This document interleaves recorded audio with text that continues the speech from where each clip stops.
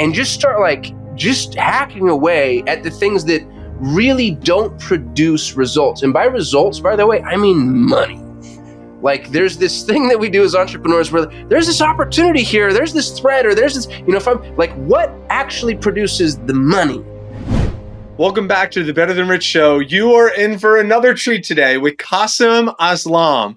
I will tell you right now, one of the most fired up conversations that we've had on the show around business systems. This guy is incredible. Now, here's the deal. We didn't just talk about business systems. We also talk about the rules of living a beautiful life. But man, do we talk about business systems. Everything from hiring and staffing virtual assistants the right way, how to find the talent, how to train the talent, how to recruit the talent, how to retain them.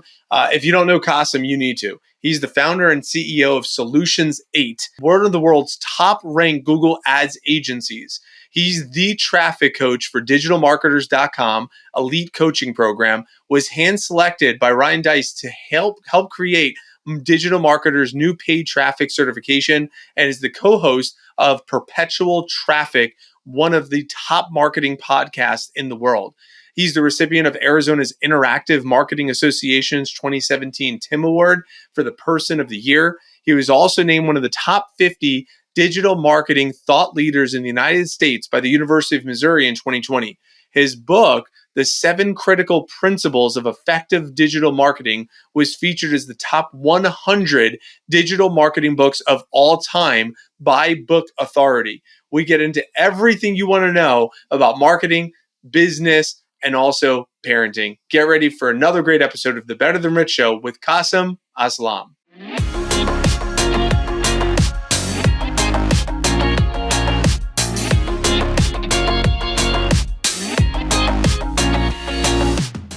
Welcome back to the Better Than Rich Show. I am Mike Abramowitz. I'm here with Andrew Biggs, and I'm here with our new friend Kasim that we met in the Front Row Dad Summit in Austin.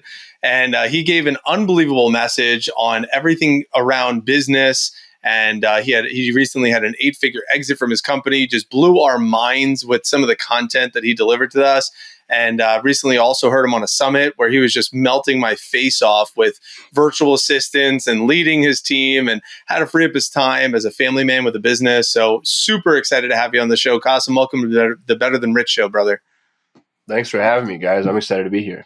Well, you bring an immense amount of value in a very short period of time, and our audience is going to they're going to get so much value from you because we're going to ask you some questions that hopefully are stimulating to draw out the best. So I want to start off with this idea of how to free up yourself from the business, your strategy around how to remove yourself as the bottleneck.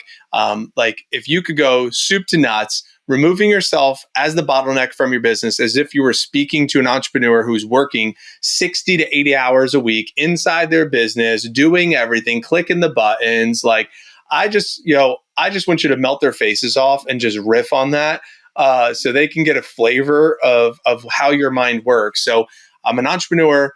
I'm doing everything. I'm clicking the buttons, and I really need to buy back my time. How do I win back? What we say is 13 to 37 hours a week of my time. How can I do that if I'm overwhelmed and time stretched and spread so thin? Yeah, I'm going to offer up 2 paradigms, and they're both massive cliches, by the way. The very first disclaimer I'll make is I have no original ideas. I'm just a phenomenal parrot. And so allow me to parrot. Paradigm number 1 is maybe the most important paradigm I think anybody in the business world can have. And this is the lens through which you're going to view everything, and it's the Pareto distribution. 80% of your results come from 20% of your work. And the interesting thing about Pareto distribution, and I only found this out recently, is it's actually not 80-20, strictly speaking. It's the square root of the total input equals 50% of the total output. So if you're talking about 10, that's not that big a deal. But if you're talking about 100 or 1,000 or a million, now very little of the catalytic energy produces the vast majority of the result. So let's assume that you believe that. And I think most people do.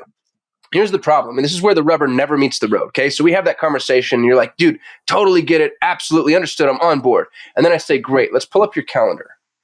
And we're going to look at your calendar. Now you show me the 20% that results in the 80. And then everybody, myself included, every human on the planet goes, oh, no, I got to do that. Like if I didn't do that, that's when you have to go in there with not a scalpel, with the machete, and just start just hacking away at the things that really don't produce results. And by results, by the way, I mean money. Like there's this thing that we do as entrepreneurs where there's this opportunity here, there's this thread, or there's this, if I'm like, what actually produces the money? And go hack off the things that don't produce the money. And then you're given a number of things. The first one is margin, which is one of the most important things an entrepreneur can have. You just need time to sit and think. And then the second one is the opportunity to do more of the thing that's producing the money. If 20% of your activity is producing 80% of the results, and you got rid of the remainder of the non-productive activity, that means you can 5x your value-producing activity. Now, that's a massive oversimplification, and we all know that to be true. But that's number one, Pareto distribution. Number two, cliche, Michael Gerber's E-Myth Revisited. If you're familiar with Gerber, interesting guy, not like a phenomenal read. He's not fun to read. You're not going to this book is not going to change your life. But most of the things that will change your life won't. You know what I mean? Like they're not the things that you sing about or write poems about.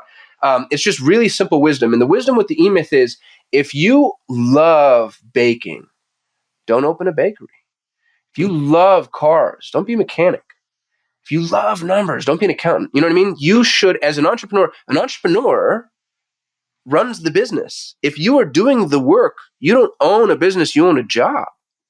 And people have heard that over and over again too. So you should not be doing the thing that you are doing, right?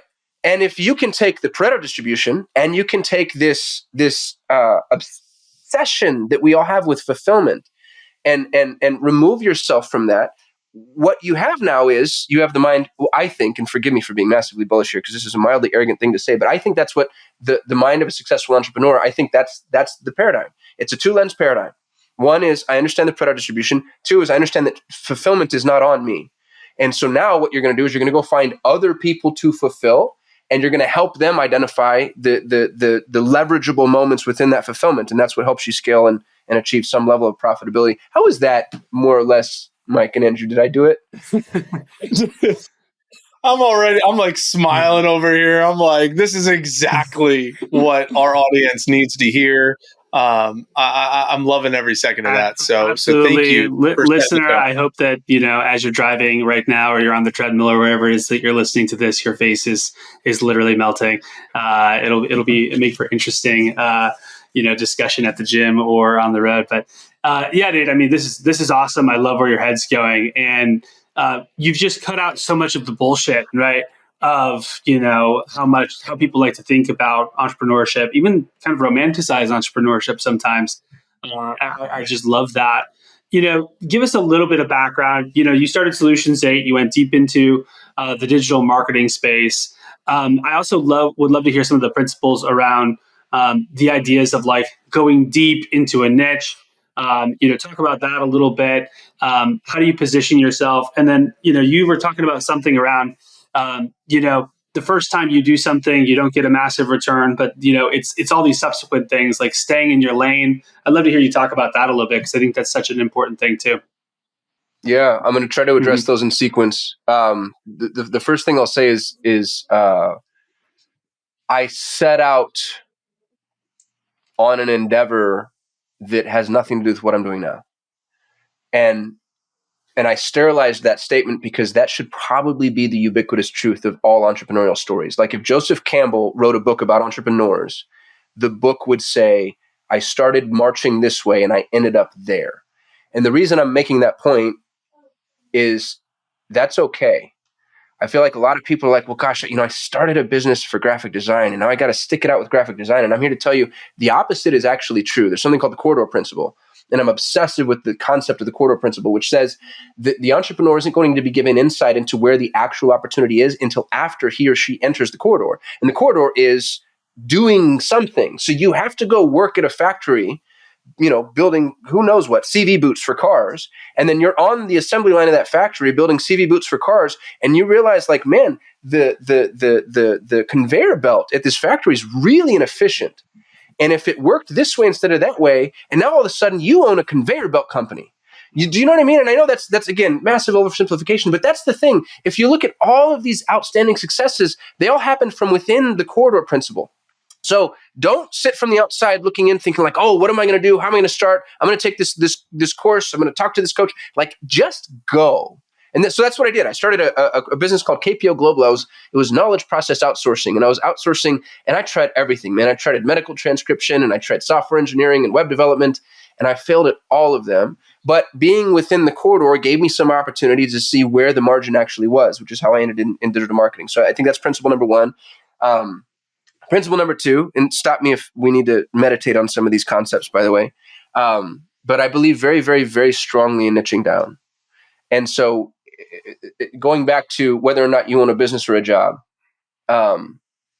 if you don't have a commoditized offering, meaning you don't have something that's on a menu with a price that I can order, you don't really have a business yet.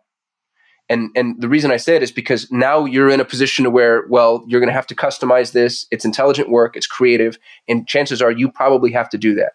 And in order to get yourself into a place where something can be productized, you need to start being really specific about two things. There's two levels of analysis here. This is two-dimensional. The first level of analysis, your x-axis, is what is it you're offering, right? So like if let's say you're a software engineer. Well, if you open up a software shop, you're not yet really offering anything. Because if you come to people and say, hey, I offer software development, that's not a thing. Because then you're going to, now it's like, well, what do you need? And now there's any number of things that you can build. And each one of those is its own independent business. And every software engineer will tell you that. Every software you build is its own little business. But then as the software engineer starts to really begin to build software, what they realize is, my goodness, every bank mortgage processing plant has an inability to connect with the multifunction printers because the mortgage processing applications are antiquated and the printers are new, and a bridge needs to be built. This is a true story, by the way. So we figured out that bank mortgage processing plants have a difficult time connecting with the new printers because the software for the mortgage processing application and the software for the printers didn't bridge. So then we built that bridge and then we sold that to each subsequent bank. That's now a business. So the corridor principle says, I'm a software engineer. And then scaling down into the service says, okay, I'm going to build this bridge between these two types of applications. And that's level of analysis number one. Level of analysis number two is the who. So level of analysis number one, the x-axis is what? What is it you're offering? What service do you offer? I help people with payroll processing. Cool. Bam. But now level two is, who do you help? Do you help private Montessori preschools? Do you help CrossFit gyms? Do you help multinational organizations? You know what I mean? Like if you can get the what and you can get the who, you now have crosshairs, which means you have a scope, you have a target. You know exactly who to hunt, how to speak to them, what their pain points are, what the product should look like. And the level of scale associated with having your X and your Y axis is unparalleled. You now know exactly what to sell, how to sell, who to sell it to, what it's worth, etc. So that's and that could be like 90 hours worth of content right there. So because niching down is maybe my favorite topic in the whole wide world. I'm going to pause there and see if I've catalyzed any questions. Yes. So if somebody, yes, you did.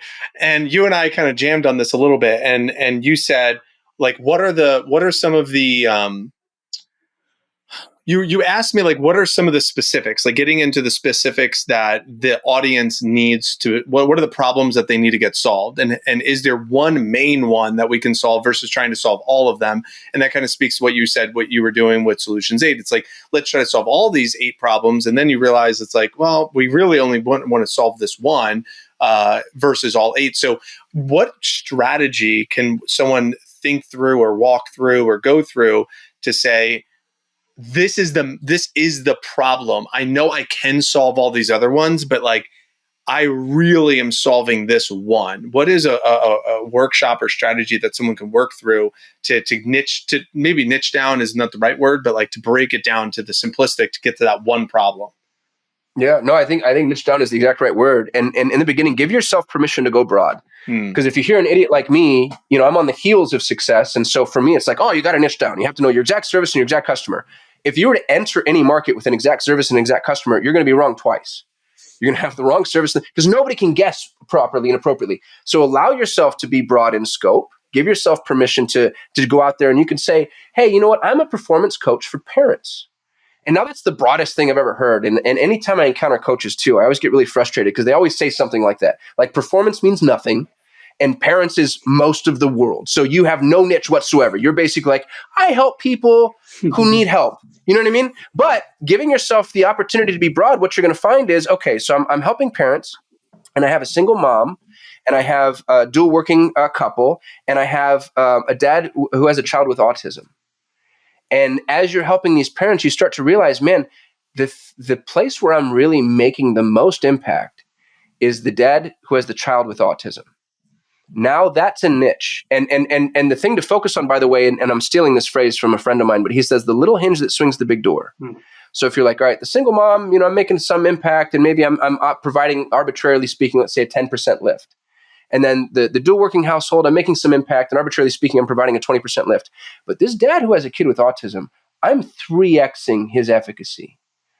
That's now all of a sudden. And if you really think about how specific I just got, and I would even get more specific, I'd say the kid is under 5. So I help parents who have children with autism under 5 years old. And now your content, your programming, your product, your service, your approach just got super specific. You know exactly what you're doing, who you're helping, how you're helping them. And I hope I'm not speaking out of turn, incidentally. This is just what came to me. We could talk about, commercial plumbing or whatever specific service. You can start broad. That's okay. But then you start to see, I'll use the commercial plumber as an example.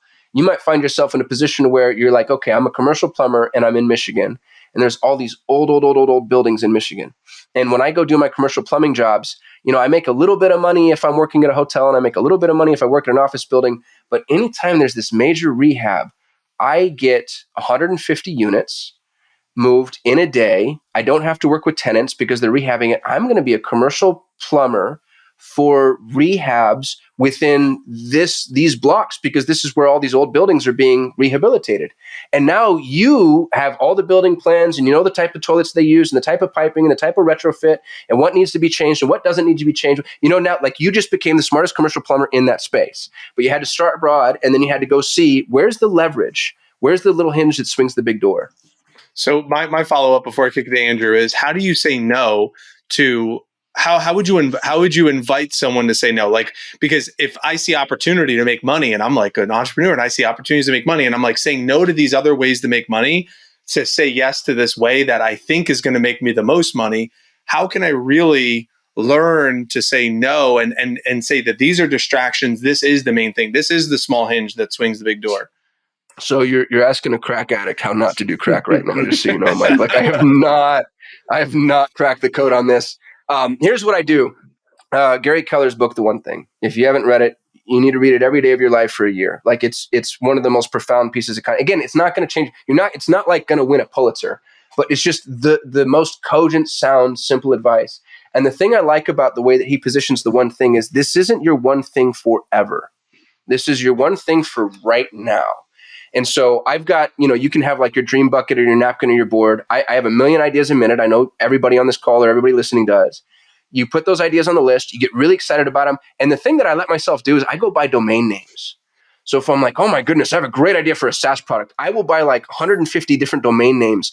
And I have like hundreds, if not thousands of domains. I've wasted at least $1 million on just domains. But what it does is it gets it out of my system, but I don't let myself start that business just yet. And I stay focused on whatever the one thing is. And this goes back to the whole don't be the fulfillment person. So if I'm a commercial plumber, I'm not actually doing any of the plumbing. And as I've built that business and I've cracked the code, then I go find, whoever it is, my new buddy, Andrew, and I say, hey, Andrew, you're the best dude on my crew. I'm going to have you run this entity. And now I've just freed myself to go and start this other thing. And I don't know what I own now, a half dozen different businesses. And I built 4 multi-million-dollar organizations and I've had 2 exits and I've been able to enter and then exit multiple industries, oftentimes leaving the entity behind to run without me because I kind of follow this paradigm. So you get really excited, you go crack the code, you solve the problem. And more importantly, you solve the problem of problems. And that, I think, Andrew, was your other question. Like so many entrepreneurs go in, they solve the problem and like, okay, awesome. I figured out how to connect mortgage processing to these multifunction printers. I'm going to move on and build the next piece of exciting software. No. Because the hardest thing to do was to solve that problem the first time.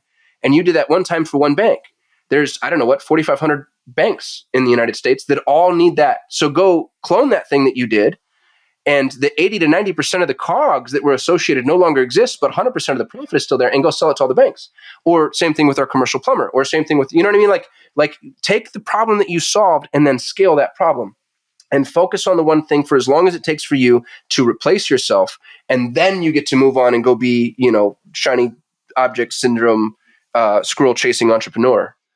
So good, man. To you, Andrew. Andrew, your turn, I love it, man. So, I mean, this is so important because you're hitting out all of the flaws that I think we have as entrepreneurs, right? I know for me personally, I'm a great person at starting a project, right? Finishing a project, Mike will tell you, is not necessarily my strength. Mike, you've really helped me out in that area, right? And I've gotten better over time. But it's like, I'm always trying to chase the shiny object, Kasim. It's like, just part of my nature. I'm more of a creative person and I get bored easily. I'm like, and I think a lot of entrepreneurs do. But you're leaving like 80 to 90% of your business on the table then, because you're constantly hopping around and it's like, what's next? What's new? So I guess I'm just speaking from personal experience of how important this is, and just hopefully double clicking and helping the listener associate to how this shows up in their lives. I also just want to double click on the corridor principle. So true as well. It's like, what you have to get started. You have to kind of get enough context. You're not going to sit down at your desk and be able to come up with a business plan. You got to get your hands dirty and actually understand the market before you can actually have market feedback to be able to line those crosshairs up. So these are just some of my big takeaways right now. What would you say around leadership, or how to hand something off to someone, or even just something around how you maybe embrace, I think you embrace automation and delegation quite a bit. You seem to be pretty on top of it with technology. I know you're big with Go High Level and some of these different things there. Could you speak to some of the practical advice you give to somebody to actually free themselves up? Because, a lot of people do get stuck in the doing, or they get stuck in the managing the people who are doing, and they just find another way to stay busy. So what would you say to that? Yeah, I learned something from a guy named Steve Napolitano. Really brilliant entrepreneur. He's worth pursuing. He's got a bunch of content online. Steve taught me there are 3 rules of effective task management. And there are 3 questions. So you look at your task list or your calendar, which, by the way, should be the same thing. If you have a task list and you have a calendar and you're going insane, there's a reason for that, and it's worth meditating on that for 1,000,000 years until you crack that code. So you look at your calendar and you decide, for every individual thing, can I eliminate this? And you have to be ruthless. Can I eliminate this? And if the answer is no, then it's, can I automate this? And you'd be shocked at how much stuff you can automate. And a better way to ask that, by the way, is how can I automate this? Because if you say, can I automate this? The answer is no, absolutely not. But if you say, how can I automate this? Then all of a sudden you're like, well, if this one, and here's the other piece, by the way, and mild departure, and then somebody bring me back because I'm going to go off on a shiny object. Oftentimes what you'll find is you're like, gosh, I could automate this entire process if I just didn't have to do this. For example, I own the top ranked Google Ads agency on the planet. We're the best in the world, truly. Here's what's really interesting. I'm the only media buying agency I know of that doesn't do creative, period, full stop. So you come hire Solutions 8 and you're like, Solutions 8, run my Google Ads. I'm like, cool, bro, I got you. And we're going to do the conversion tracking, the tech stack, the implementation, the setup, the account build, the campaign build. I'm going to do everything. Incidentally, please submit your creative here. And then you go, you guys don't do creative. And I say, no, I don't. And then now it's well, if you want an agency that will run your creative, great, go hire somebody else. But if you want the best Google Ads agency in the world, you can come hire me. Here's why. The one thing I couldn't automate and streamline was creative. So I just didn't do it. Every other media agency thought to themselves, like, well, we have to do the creative. Nobody's going to hire us if we don't do the creative. And I'm here to tell you that's not true. So take the thing that you think is the prerequisite. If this is the one thing that you say, well, gosh, I could automate this whole process. If it just went for this, stop doing it. Don't do it. And if it makes you better and more efficient, you now have a better use case as to why somebody should hire you anyway. So you can push that back on somebody else. So question number 1, can I eliminate this? Question number 2, can I automate this? Question number 3, can I delegate this? By the time you get to question number 3, past question number 3, think of each one of those as a filter. And the filters get smaller and smaller and smaller. You should have nothing left to do. If there are any tasks left past question number 3, you haven't done your job well. And you need to go back, and either you're not eliminating things ruthlessly enough, you're not automating things creatively enough, or you don't have the right people on your slate to delegate to and to speak to the right people. I have an immense and deep respect for humanity and what people are capable of. And what I think most business owners do, and I'm going to slander our collective environment, okay, and hopefully shame some people. Am I allowed to curse here? What's yes, our sir. Yeah. for profanity? Yeah. Okay. I slip up all the time. Dude, I'm so fucking sick of people saying like, I just can't find good people, or nobody wants to work, or everybody's lazy. Fuck you. Fuck you and the horse you rode in on twice in front of your mom. Like, you are such a rigid piece of shit. There are the most amazing people in the world, and they're dying to contribute, and they're dying to do something meaningful, and they're dying to matter. And if you tell me, oh, there's no good people and nobody wants to work, that tells me you're a piece of fucking shit. Nobody wants to work for you. Because I've got 80 people that work for me, and they're all amazing. They're stellar. But guess what I do? I pay more than anybody's willing to pay. And immediately everybody's asshole just snaps shut. They're like, oh, dear God. Because you're trying to pay the least and get the most. Again, fuck you. Because here's what's really interesting is if you pay, and Jordan Peterson had this really interesting study that he did. He was a part of a 2-year multivariate study across multiple industries. I think it was the University of Toronto. And what they found was people that do, if you pay 10% more, you get 40% more output. I'm pretty sure that's correct. Those numbers. Sure that's right. Yeah. Yeah. But it was, I have the gist correct. So if you just have to pay, and everybody's trying to pay 10%. So it's actually 10% more isn't a 10% spread, because everybody's trying to pay 10% less. So it's a 20% spread. But if you take 10% more than the high water mark, and let's go back to our Pareto distribution, you're going to get somebody that does not 10% more work. They're going to do 3 times the work or 10 times the work.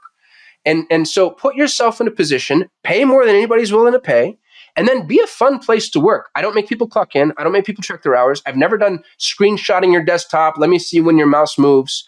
I say, hey, I'm going to hire a grown-ass human being who I trust to do their job. And by the way, if you don't do your job, you're fired.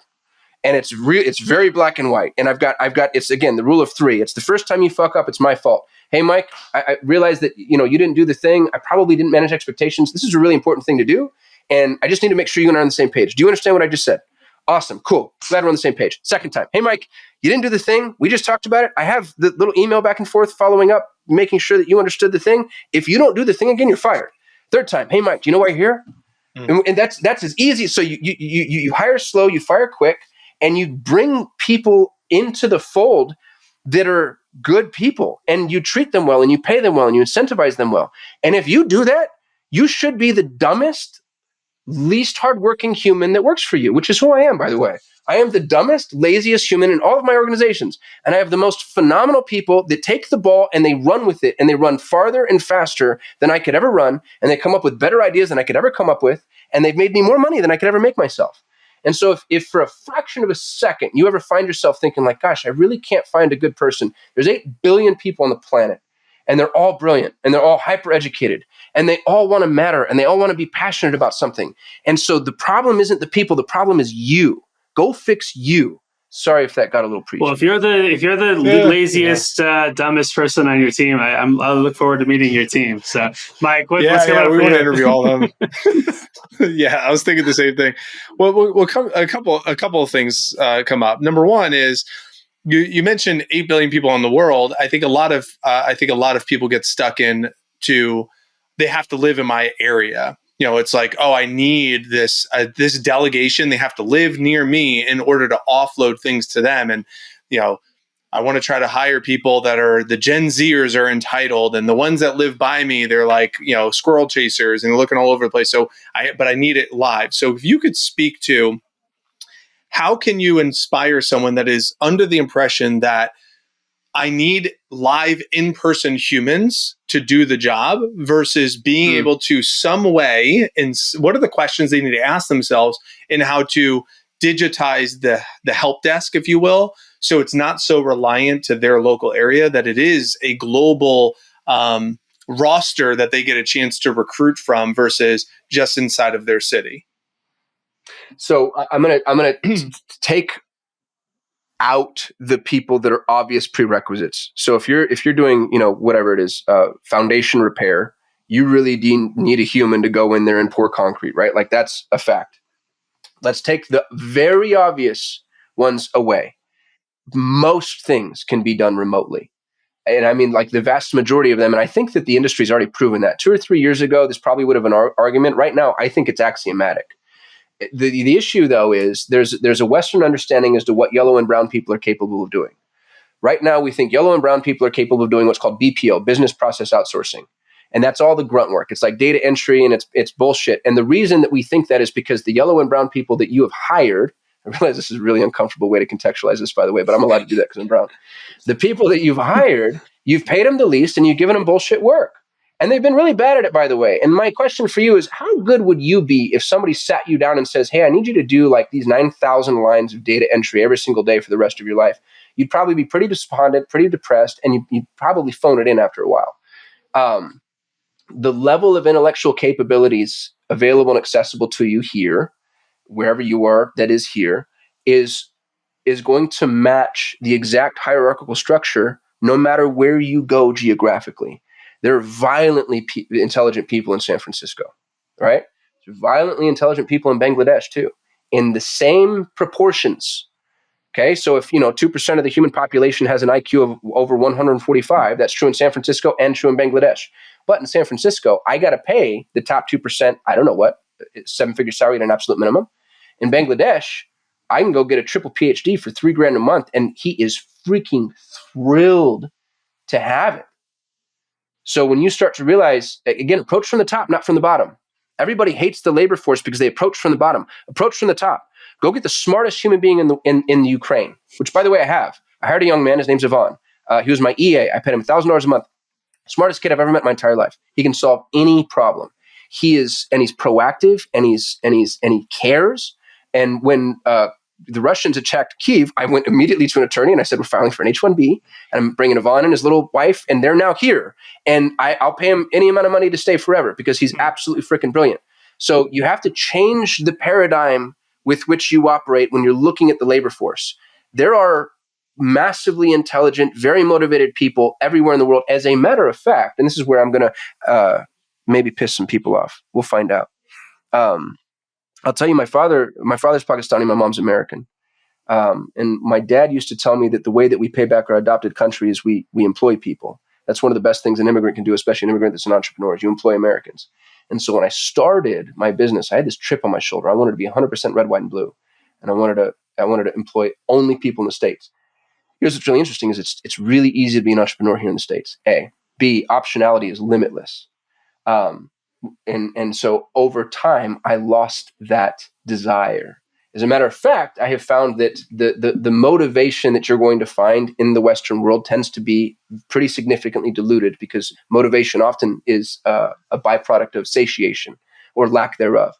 If you hire somebody in the Philippines and you pay them twice what they could make anywhere else, and you treat them like a real human being, you will never see a more grateful, motivated human in your entire life, period, full stop. And so your ability to impact other people, to change lives, and to find folks that really want to work for you and move the needle is amplified by the degree that they don't have that available and accessible where they are geographically. So broaden your horizons, man. Like it's unreal. The labor pool that's available to us, Latin America, South Asia, Eastern Europe, like you have to get around some cultural nuances and linguistic barriers, and they've got holidays we don't have, and their names are hard to pronounce, and whatever. But if you can hurdle those things, and I can talk a little bit about how some of those are hurdleable, you put yourself in a position to, my agency had 40% margins. The average agency has 15% margins. AIM is at 15% margins. That's a high watermark. I've got a really good buddy who owns one of the biggest agencies in the world. They're at like 5 to 10. They vacillate back and forth. I had 40. So I'm basically putting half of the money we're making in my pocket. And it's because I was able to leverage offshore resources, and I paid them at least twice, oftentimes 3 times what they'd make anywhere else. So I'm making an impact, I'm changing lives, and I'm also getting super fucking rich. That's amazing, man. I love the paradigm that you're bringing, and it's an important one. We have a virtual assistant company, right, that operates mostly out of the Philippines. I ran a BPO center in India for 5 years in Bangalore, so I'm super familiar with kind of all these things. And I think even sometimes I would fall prey because we work with so many entry level people to that sort of like that belief system around. Okay, well, let's use offshore work for the BS work, and let's leave the thinking work to us. Yeah, the entrepreneurial minds, and it's like just this amazing reminder, and quite frankly, it's a little convicting, right, to hear you say, I found the smartest person in Ukraine, and I immediately, as soon as the war began, filed for an H-1B and got his ass over here. Like that sort of, how do we find partners, true partners at these higher levels, and accessing the entire world's population. I mean, only 330 million people live in this country out of 8 billion. You do the math. You think the smartest people are only here? So it's just a great reminder. But Mike, what would you want to ask about this topic? Because this is something I get fired up about.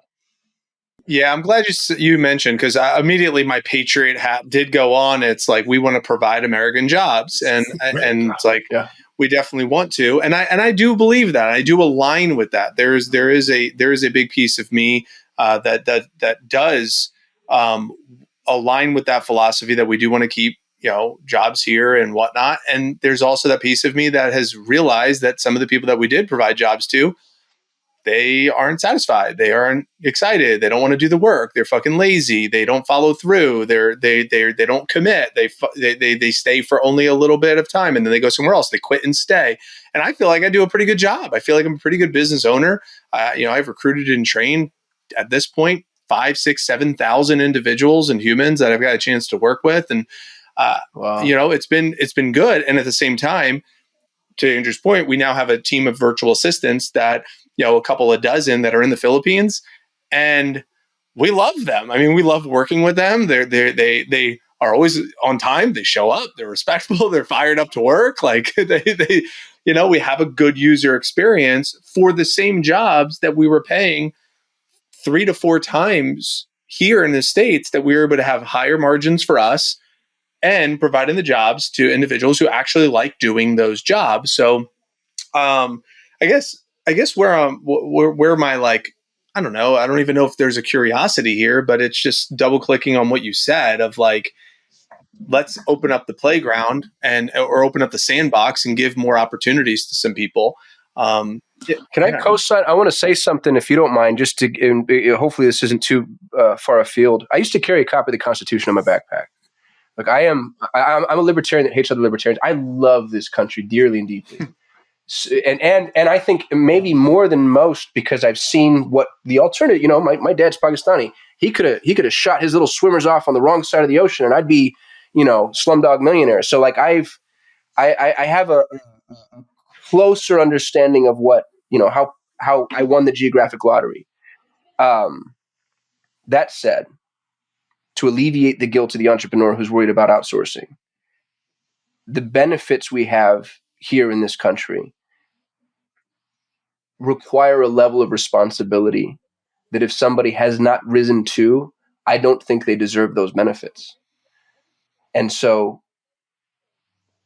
putting yourself in a position to see whether or not they're willing and or capable of accomplishing that, it kind of answers the question itself, and then if you do go and exhaust all available options and find yourself in a situation you're like, gosh, man, it just makes way more sense to go and maximize my value elsewhere. The thing that I'd like to realize is anybody in the United States of America can start a business tomorrow with $49 to file an LLC and can be successful within 60 freaking days. Like, we've created an ecosystem and a fertile ground for just a phenomenal level of like true wealth building.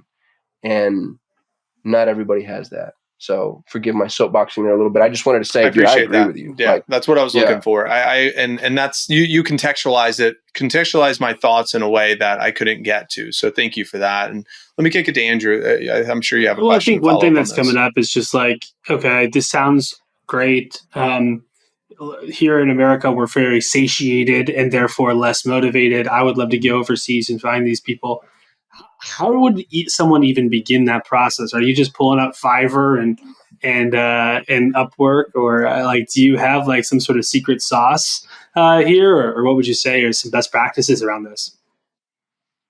I have the secretest of the secrety Nice. sauce. It's actually called Kasim Super Secret Hiring Process. It's free. I have it. It's on YouTube. I'm going to drop the link here in y'all's chat if you want to include it in your show notes. Sweet.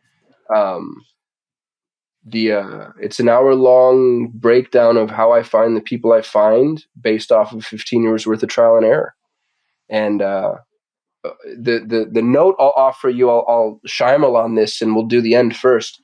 Your job is to not get on an interview. So you're paying more than anybody else is willing to pay, which means you're going to get a ton of applicants. You make the applicants jump through an inordinate number of hoops. And some of those hoops, by the way, they don't even realize they're jumping through. For instance, one of the things I like to do is I make everybody do a trial project. I just did this. I just walked through this process. It was really interesting. Everybody has to do a trial project. And then I say, hey, I'd like you to do a trial project before we hop on an interview because I think it's going to empower us to have a better conversation to maximize the value of our time together. I'm going to pay you $25 to do this project, and I'm going to pay you in advance. Send me your PayPal information. And then they send me their PayPal information. I send them $25. Here's what's crazy. I get ghosted. So, and it's a great thing to happen. I'd love to pay $25 not to hire somebody to know that, okay, this is the type of person that I probably don't want having my client list or access to my CRM or whatever. And then when they do the trial project, I'll do things like I'll send them access to a website they have to log into, but I'll send them the wrong password.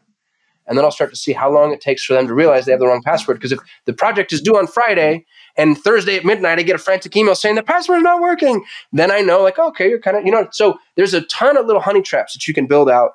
And when you get to the end of my process, everybody that has jumped through those hoops is probably massively overqualified. And now you just hire who you like to hang out with. And you're doing Indeed, Upwork, Fiverr for finding them initially? Because I tried to pull our graphic design person in Pakistan actually from Fiverr, and I got flagged. I even tried to word it in a way. I was like, hey, we have a list of clients who might want your services as well. Should I send them to you outside? Or how can I send them to you, or something like that? Good point. And like Fiverr, that's so funny. Fiverr's like, you cannot. You want to look for job that. posting boards that are specific to the geography. So, like for Pakistan, I use Rosie.pk. For the Philippines, I use OnlineJobs.ph. For Latin America, I use RemoteCo.com. I love Latin America, by the way. Like it's my favorite, and I like Latin America because they've got names that we can pronounce, accents that aren't repellent to my clients, and they're generally speaking close to our time zones. I also love Canadians. Like you don't think like, if you think about outsourcing, you never think about Canadians. Interesting thing about Canadians though is if I pay $50K US, it's like paying $65K Canadian, and they're not worried about healthcare. And it's cold. They can't go outside. All they can do is work. And they're the kindest, hardest working people. I've got this whole theory about cold climate people, incidentally. I just think that they're harder working than all the rest of us because it's like an epigenetic phenomenon. Like they had to survive, So you can go elsewhere and you can find some really phenomenal talent. But you've got to crack the code on where that talent exists. And we're going to get a little racist in this conversation. You ready? In my personal experience, Filipinos are phenomenal at creative. Graphic design, video editing, content creation. They do a really good job with the creative. Now, there could be reason. I'm not selling the Filipino person from a DNA perspective is better at this, right? There's probably like an anthropological reason. If I had to guess, I'd say that like 99 Designs came into the Philippines, started paying a bunch of graphic designers, and so more kids started taking graphic design courses. But if you go to the Philippines, you're going to find creatives more easily. I really like Indians and Pakistanis when it comes to things like web development, software engineering, coding, programming. But with the Filipinos, you have a trade-off. They're very family-oriented. It's hard to get them to work U.S. hours. It's really difficult. Indian Pakistanis, late for everything. If they tell you, Friday at noon, it's Monday at 3. And so, and they have a million holidays. Like, dear God in heaven, the number of holidays that Indians have blows me away. And so you end up having to kind of figure out like these idiosyncratic environments. And if you get too frustrated with it, you're just going to throw in the towel. But if you kind of crack the code and figure out, okay, here's how we're going to work together, then you have the opportunity to avail this phenomenal resource that you wouldn't have had otherwise. Eastern Europeans won't do things the wrong way. If you tell an Eastern European programmer, most brilliant programmers I've ever worked with in my entire life, by the way, but if you say, hey, the client wants the square to be a circle, I know the square needs to be a square. Like I know that like traditionally speaking, the square should be a square. Client wants it to be a circle. Let's just make it a circle. They're not going to do it. They will not, cannot, shall not do anything the quote unquote wrong way. And they don't care if you lose the client. And so you have to realize that you're going to go up against like this petulant, obtuse bull in order to get anything done. But that also means that everything's done right the first time and you don't have to check it. So anyway, again, I'm sure I'm going to get canceled for everything that I just said. I have a whole bunch of opinions about, how different cultures yield different results, but you get to go figure that out for yourself as it pertains to your business. I think it's great. I think it has to be said by someone, and I love that you have the courage to say it. So, and the voice to do so, and the no care filter. So, thank you for for doing that. I have one final question on the business side of things, and then I'd like to kick it to a whole new paradigm, which is your parenting rules that I think I was just blown away with when you mentioned them inside of the Firm of Dad Summit. But underneath the umbrella of business, the automation, I know we hit on the delegation a lot, and you also said the automation. And I just want to click on that real quick because we have one of our private community is called the Automate, Delegate, Systemize. Like that's our group. So we have an operator to owner program, and our funnel to that program is automate, delegate, systemize in order to become an owner and not an operator. So I'd love for you just to kind of jam for a moment on the automation component. Like our big one, like we teach our clients is Zapier. And I'm sure there's like everything else under the sun of a lot of different tools and technologies and things. So if you just kind of riff for just a moment on how do you find the most qualified automations? What are some questions you might ask or strategies under the umbrella of automation that maybe you've learned and you could offer some wisdom around that? Yeah. So first of all, Zapier is a really good one. I think Zapier is the key to the internet. I think Zapier should be 10 times what they charge. It's an unbelievable tool. You need to understand the way that, this is going to sound condescending when I say it, you need to understand the way that computers work, which is very, very, very basic, by the way. It's if this, then that, except when. If this, then that, except when. And then you need to take that paradigm and apply it to all the tasks that you or your staff happen to be doing. And what you will find is, again, if you've niched down properly, especially, there's a bunch of if this, then that, except when. Well, if you have an if this, then that, except when, you can automate the shit out of that. Now, maybe the cost to automate it exceeds the value of the automation, and that's fine. But that's generally not the case, especially if you're running a business at scale. And with Zapier, you can build your if this, then that, except when across almost any platform. So it's hard for people to think that way if they're not used to thinking that way. And it's one of those things where it snowballs. You know, what's I think this comes from Gary Keller too, but a domino can knock over a domino twice its size. And so by like 36 dominoes, you start at 2 inches and you end up with the Eiffel Tower or something. Mm-hmm. I don't know. That's what needs to happen here is you need to just start small. Go automate something really small. And sometimes that's just in Gmail. If you are constantly waking up and archiving or deleting certain emails, go build a Gmail filter that says anytime an email comes from this person or comes with this subject line, archive it or forward it or do this thing. Go learn Gmail filters. And all that does, it's not really going to help you. It saves a couple of seconds a morning, but it primes you psychologically because it's if this, then that, except when. And then once you've done that thing, now you're going to be like, well, wait a minute.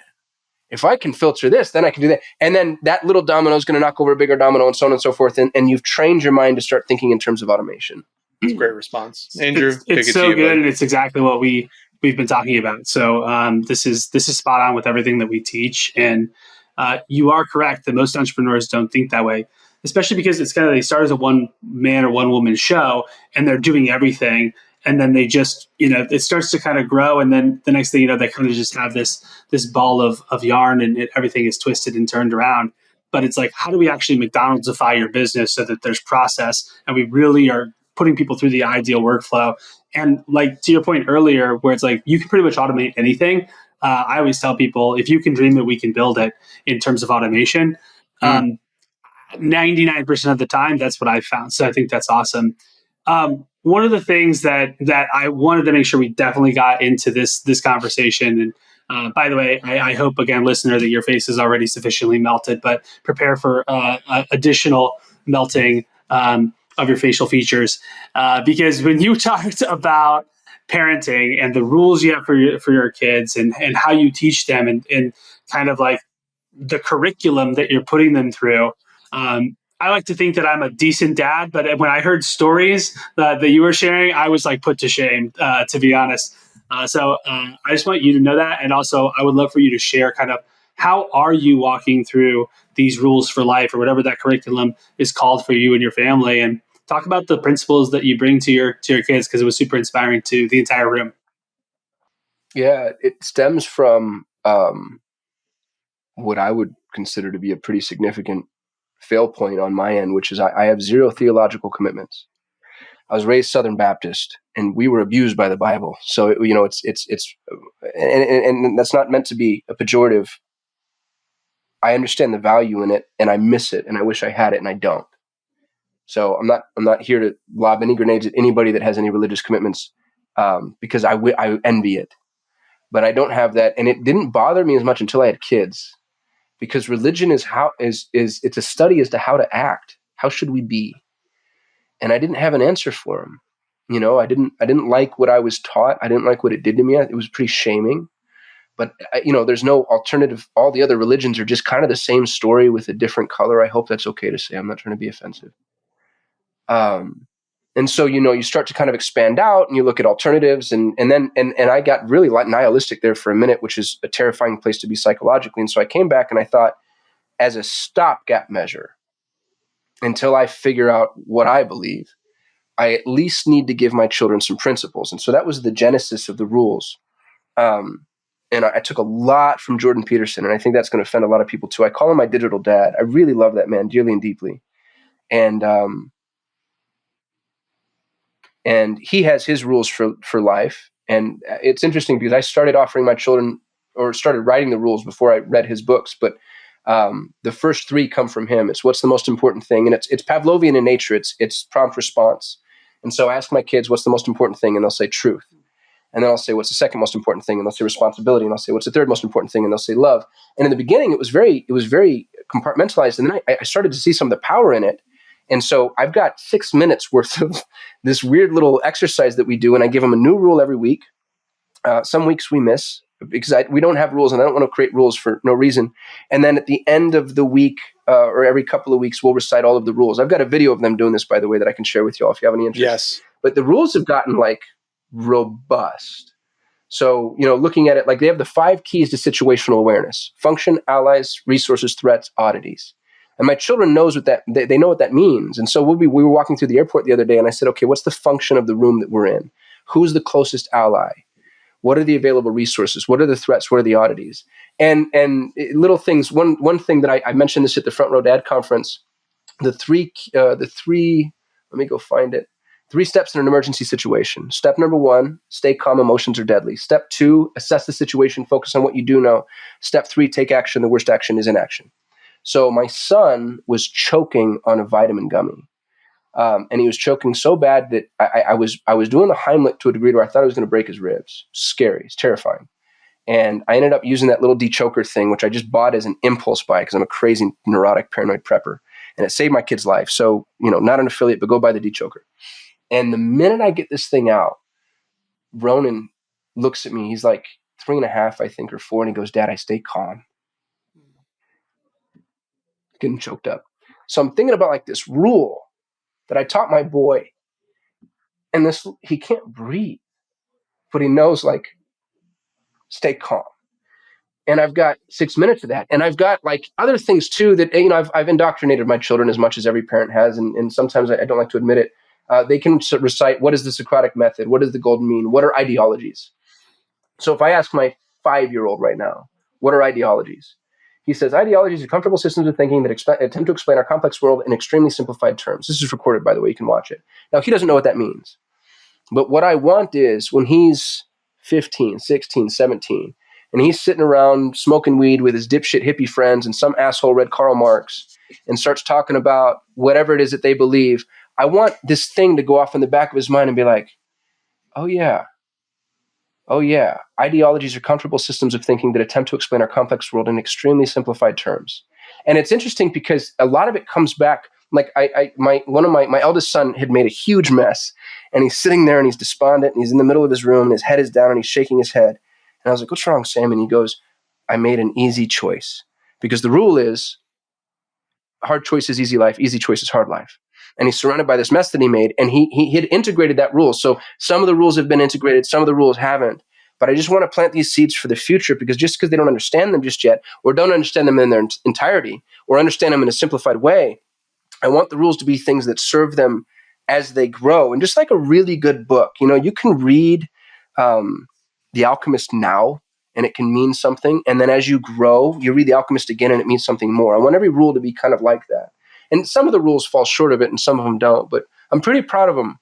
And this creation process, Kasim, like creation process of these rules, because I am so aligned with a lot of what you're saying. And I am so interested as well. If I wanted to, my son's 2, it'll be 2 New Year's Eve. And it's like, I have some time to work on some of these rules. And I also know there's a high level of urgency. So where might I, selfish question, positive self-interest here, where might I begin on searching those rules or thinking about those rules? Like I have, Jordan Peterson's 12 Rules of Life right here on the shelf. And it was not an easy read for me, So like you speaking, it's not an easy read for anybody. That dude is cerebral as hell. Mean, you speak in riddles or he's like speaking in riddles, and you're like using these words that are just so profound. I'm like, listen to your vocabulary. I'm like, God, this guy's so smart.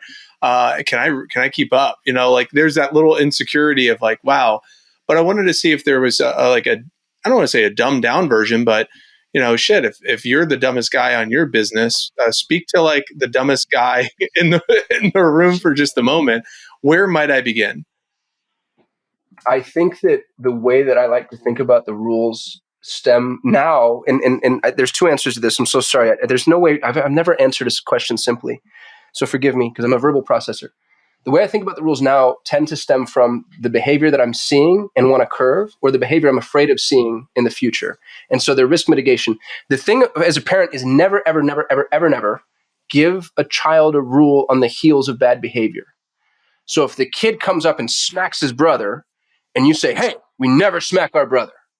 Well, fuck that. He pissed me off and I had to smack the shit out of him. And you're telling me now something that is contrary to my 4-year-old experience. Like I needed to smack him. Obviously, I wouldn't have done it. But in my children, every night, my kids go to bed and I say, put your hand on your heart. And then they put their hand on their heart and then they say, I love me. And then Ronan says, I love Sammy. And Sammy says, I love Ronan. And one of the rules is, what's your job? And the job is to protect my brother.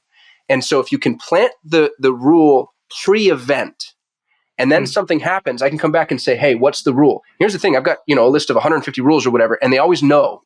So if Ronan comes up and smacks Sammy, I say, what's the rule? He goes, protect my brother. And I said, is that what you're doing right now? And he says, no. So if you can establish the rule sans context, what's nice is you build this tower that we're all a part of. And then when an activity takes place, it's not me bludgeoning him with the rule. It's he and I climbing to the parapet of the tower, looking down together, my arm over him and saying, hey, buddy, are we aligned with the rule that we both agree on right now? And the nice thing, especially if you can get to, the Jesuits used to say, give me until a child is 6. So if you can get to them early, and God forgive me for saying this, but it's true, like they don't question. You know what I mean? They're just little sponges. And now that's not to say that you shouldn't start if your children are older, just to say that for anybody listening, if your children are young, that's the time to really start to plant seeds, but to be careful with the seeds you plant. That's why religious indoctrination terrifies me so much, because some of the stuff that we were taught, man, I'm 37 years old and I still have like those wounds, those scars. So you have to respect just how malleable they are. So number one is what are the behaviors that you want to guard against? Like if you're worried about, I see my youngest son's, he's so strong and he's so brave and he's so intense and he hates to lose. And so like, what are the rules that he's going to need? If anybody's going to get into a fight, if anybody's going to hurt somebody, it's my youngest. My oldest son is soft and he's empathic and he can get really sad and he takes things too personally. So you start to think about like, what do you know about your kid? What are they going to be when they're 15? And then what are some of the rules that we should plant to help them?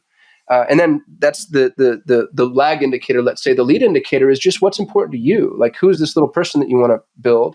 And that's why I love the 3 most important things, again, stolen from Jordan Peterson, are truth, responsibility, love. Everybody puts love first. I think it's bullshit. Because love without truth is blind, and love without responsibility. Anybody who's ever had a parent that was irresponsible can tell you that an irresponsible parent who loves you is worth fuck all, right? I'd rather have a responsible parent who really doesn't love me, but is at least responsible to me. And so truth first, responsibility second, love third. That's just my paradigm. You might have an entirely different paradigm, an entirely different approach. So what's important to you, lead indicator? What is it that you want to help protect your son or daughter from, lag indicator? And then those 2 things are kind of the bookends for the rules. And then when I'm reading or listening to podcasts or YouTube videos or whatever, most of what I do from a thinking perspective is reading. If I have an idea and my rules for life is just in this Google Doc, I've just got this bullet pointed list of things, and some of them are conceptual. I don't even know the rule. Like right now, one of the concepts I'm playing with is courage. What's the rule for courage? And I don't know the answer to that. But it's just a concept I have in my head, and at some point I'll put down like, okay, like one of the things one of the rules for my children is, when do we fight? And the answer is only when it's necessary, but always when it's necessary. Because I hate some of the hippie bullshit that we're offering children, like fighting is never the answer. No, fighting is definitely the fucking answer sometimes. And sometimes it's the only goddamn answer. But we're only going to do it when it's the only answer. And that, for me, that was the right thing for me. And some people, one of our rules is you don't rat out your brother. I was at a grocery store, and my youngest is putting a bag of M&Ms in his pocket. And my oldest son goes, "Daddy, Ronan's trying to steal the M&Ms." And I turn around and I say, "Don't rat out your brother." And there's this old lady behind me who looked at me like I was some sort of psychopath. She's like, "What are you teaching your child?" But here's the thing. I would rather my eldest son be hey, we're stealing these M&Ms together. Cool, let's do this. And have his brother's back, because that for me is actually more important. I don't want my son to be a thief, obviously. But in the balance of risks, you have your brother's fucking back. And you don't rat him out. And he needs to know that he can trust you no matter what, as opposed to this $1.19 bag of M&Ms. But that's just for me. So I don't know, man. I didn't answer your question much at all. I'm just traversing life, and I encounter these situations, and I'm like, all right, well, what's the rule? Well, how do I, and it goes back to the automation. If this, then that, except when. What's the rule when you get bullied? What's the rule when you like a girl? What's the rule when somebody calls you a name? What's the, what's the thing? My mom keeps trying to indoctrinate my children religiously. It's so funny, dude, because my mom's such a diehard, hardcore Southern Baptist lady. And so every time I send my kids to my mother's house, they come back with they're talking about angels, and they'll talk about Noah's Ark, and they talk about these things. And so one of my rules is, let me go find it. How do you learn? Ask questions. What do you question? Everything. And then another one is, be careful of people who give you answers where there should be questions. And so, I'll ask the kids will ask me things about where did the earth come from? And I'm like, I don't know, buddy. Where do you think the earth came from? Well, I think God created it. I'm like, okay, well, let's talk about that for just a minute. And is that an answer that you think is going to explain things to a point that allows you a foundational understanding? Or do you think you should have more questions here? And now that I have this rule, I have this way to fight my mom, who has a book written by God. Because it's hard to fight a book written by God. That's it's unimpeachable if it was written by God. But if I have a rule that says, hey, maybe questions are more important than answers at this point in stage in our development, it's helpful for me, because I don't want to take that away from me. Maybe they do end up growing up to be Christians. That's great. God bless them if they decide that for themselves. But not if my mom beats their brains into a meat compactor of Christianity and forces some level of guilt that says Jesus loves us. You know what I mean? That to me is not tenable. So I went, you feel free to edit all that out, dude. I'm so sorry. No, we're definitely clipping that and turning that into a reel, and going to spend tens of thousands of dollars on ads and just making sure everyone sees viral. I love it. Yeah. Well, this is awesome, this is really good, man. I totally am in alignment with everything you're saying, and it's one of those important questions for me. I have a 7-year-old, now a 1-year-old, and it is an interesting question, because you can't really avoid the whole indoctrination thing. That's really the only way to educate them. You have to indoctrinate them into something. Otherwise, they have no moral, sort of undergirding whatsoever. So they're just it's just complete chaos, but then you have the question of, okay, well, how much do you bring in, theology or religion? How much do you bring in philosophy? How much do you bring in your own rules? How do you kind of amalgamate all this into one thing? And, do we have some rules? Yeah. Are they as clear as what you've outlined? Could he recite them, by rote? Probably not. And it's just a great inspiration for me to hear just how clear these things are coming through. And I'm excited to go back and use some of this stuff. Yeah. Is that Google Doc a public document? Is that you'll share with us? I can make a copy for you guys for sure. Share with the audience copy, or just share with my eyes only copy? There's nothing here that I wouldn't mind other people seeing, as long as nobody judges me. You're going to see my notes. You're going to see weird, references that might not make sense. But the rules that have been established are they're solid as far as I feel. Yeah, I would love that, and that 6-minute video. I think having our audience get a chance to check those out would be incredible, whether they look at it or not. But I definitely want to. So, and Kasim, I could literally talk to you for another 2.5 hours. This was so awesome. And that would be fantastic. But obviously, we usually keep these episodes to a certain time. But if this was the Rogan show, that would be amazing. We just don't have that's just not our platform. But we do have 3 questions that we ask every guest, and they're short hitting, just whatever top of mind comes for you. And the first question that we ask is, what do you think the world needs most today? Truth. It's impossible. I mean, even the concept of like fake news or cognitive dissonance, confirmation bias, selective exposure. What you believe is so easy to reinforce, and what you don't believe is so easy to tear down. And there's no objective truth, and it's terrifying. I think we need truth, but we need it in a meta perspective. We don't just need truth. We need a commitment to truth above all other things. Because right now, and this is true for me too. I think it's true for everybody. If you have an ideological commitment, you're willing to bend the truth towards it, and it's always for the greater good. It's like and the end justifies the means. And we've gotten to a point to where, man, that just can't be true. It can't be true. We have to have truth, and we have to have an objective reality that we can all look at and feel like, okay, we're all looking at the same thing. And the fact that we're asking some of the questions that we're asking, we walked into my pediatrician's office, and the first thing out of the doctor's mouth was, "Are you a little boy or a little girl?" And I'm like, you're a medical professional. You don't know about chromosomes? I'm not disassociated. I'm receptive to the concept that maybe my son grows up and decides that he wants to characterize himself as a woman. Fine. But let's not plant that seed into a 5-year-old's head. Talking about indoctrination. We need truth. We need sans ideology. And I think, honestly, again, evoking Jordan Peterson here, because now I'm just a parrot, I think the fact that we've lost myth, we've lost theology, it's sent us all off. We've been scattered.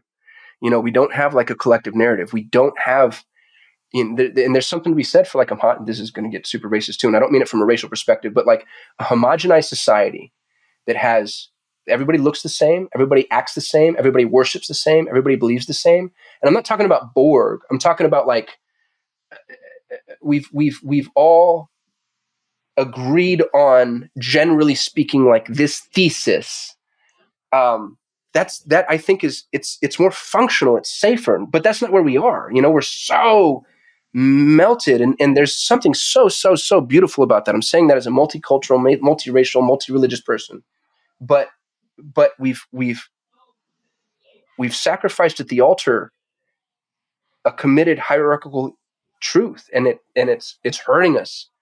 And I don't know what the answer is, man. You're talking to somebody without religion, so I don't know what you replace religion with. There's a God-shaped hole in everybody's heart, and I think that if, at a minimum, if we could go focus on truth, that can act as some level of surrogate. It's a really great answer, man. Thanks for being so honest and raw. And it's that sort of multiculturalism versus a constitutional republic war, and that's been driven to the forefront, right? And at the very least, I think my wife's Indian, my son was born in India. Obviously, I have a vested interest in retaining parts of their culture and bring that into the home and embracing these things. And also, what I think you're talking about is like, can we at least have shared values? Can we at least, can we say that, this cup is a cup and this phone is a phone, and can we at least have some sort of basis of conversation? So, thanks for that. We also want to kind of ask you. You mentioned a couple books throughout the episode that we'll link in the show notes too. But any others that come to mind? 1 to 2 or 3 books that you think everyone should check out, in your opinion. Yeah, Anti-Fragile by Nassim Nicholas Taleb is probably the most important book I've read as an entrepreneur. Principles by Ray Dalio is one of the most important books I've read as a business owner and just a person. And that's very if this then that. You want to talk about programming, like Ray Dalio did it. And then my own personal Bible is The 7 Habits by Stephen Covey. I love that book. I think it's so good and so valid. And there's nothing sexy about it. There's no candy in it whatsoever. It's all nutrition. I already mentioned a couple others, so I won't bring them back up. But the one thing is a favorite of mine too, and it probably would have made the list if I hadn't already said it.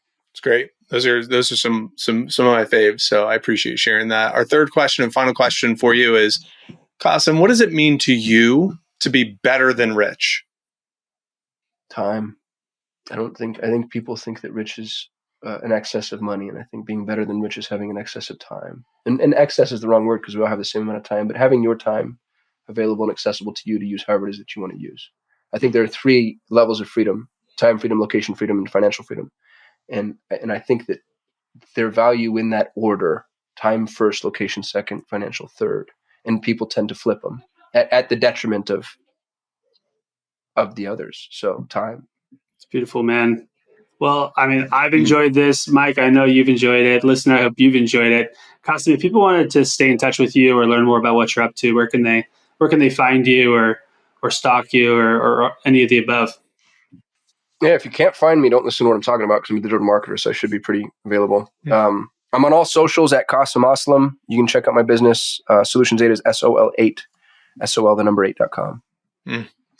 Well, that was so enriching. I am so grateful to have had you on the show, brother. And I at some point in life, my goal is to say that we are friends. It sounds so weird. Like, I want to be friends with you where we could sit around a bonfire and just riff on all this stuff for hours, because this was such a great conversation. It sucks we have to cut it short. So that is I'm going to leverage all of my tools in my toolbox that I've learned from John Rulin to make you my friend. So you're going to be getting some stuff from me. So thank you so much. And Kasim, thank you. Biggs, thank you. And listener, obviously, thank you. And assuming this episode helped you, listener, it's your turn. Help others, share with a friend, subscribe on YouTube, leave a rating and review on Apple, Spotify. And as always, remember, better than you found it. Till next time, take care. What's up, guys? Biggs here. I hope you enjoyed that clip. If you did, go ahead and check out the other video that's being recommended on the screen right now. You can also subscribe to our channel. And then if you really are interested in what we do, go to automate, delegate, systemize.com to learn more about what we're up to. Thanks again.